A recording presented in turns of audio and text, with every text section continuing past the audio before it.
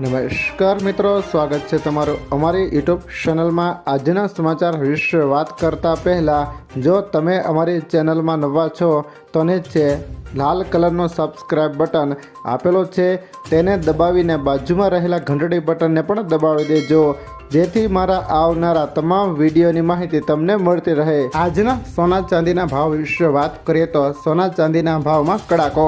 આજે બજાર ખુલતાની સાથે જ સોના અને ચાંદીના ભાવમાં મોટો કડાકો આવ્યો હતો। સોનું સીધું 1,50,000ની સપાટી નીચે સરકી ગયું હતું। ખાસ કે સોનામાં 2,500થી વધુનો ઘટાડો થતાં સોનું 1,49,888નો લો લેવલ ટચ કર્યું, જ્યારે ચાંદી સીધી 2,34,009ના ભાવે ખુલી હતી। ઓપનિંગમાં જ ચાંદીના ભાવમાં 4,528નો મસ્ત મોટો કડાકો જોવા મળ્યો। હાલમાં બંને ધાતુમાં થોડો સુધારો જોવા મળ્યો છે। મધ્ય પૂર્વમાં રોજે રોજ બદલાતા ઘટનાક્રમ વચ્ચે સોના ચાંદીના ભાવમાં કડાકાનો દોર હોય તેમ વધુ ગાબડા પડ્યા હતા। અમેરિકા સોનું વેચી રહીની બજારમાં ચર્ચા હતી। વિશ્વ બજારમાં મંદીથી વરરામ હતો। કરન્સી માર્કેટમાં ડોલર સામે રૂપિયો મજબૂત થતાં અટક્યો, અન્યથા વધુ ભાવ ઘટવાને અવકાશ હતો। રોકડામાં 1,50,000ની નીચે ઉતરીને 1,48,500 થયું હતું। વિશ્વ બજારમાં ભાવ $4172 હતો। વાયદામાં સોનું 3130 તૂટીને 1,49,315 થયું હતું। હાજરમાં 4650નો કડાકો હતો।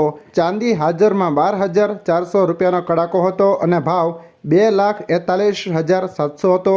રોકડ વેપારમાં 2,39,000 બોલાતા હતા। વાયદામાં 4450 તૂટીને 2,34,000 હતી। વિશ્વ બજારમાં $64ના સ્તરે સરકી હતી।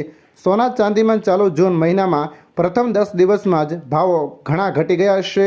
ગત 1 જૂને હાજર સોનું 1,60,100 તથા ચાંદી 2,70,600 હતી। તેમાં અનુક્રમે 8,000 તથા 29,000 નીકળી ગયા છે।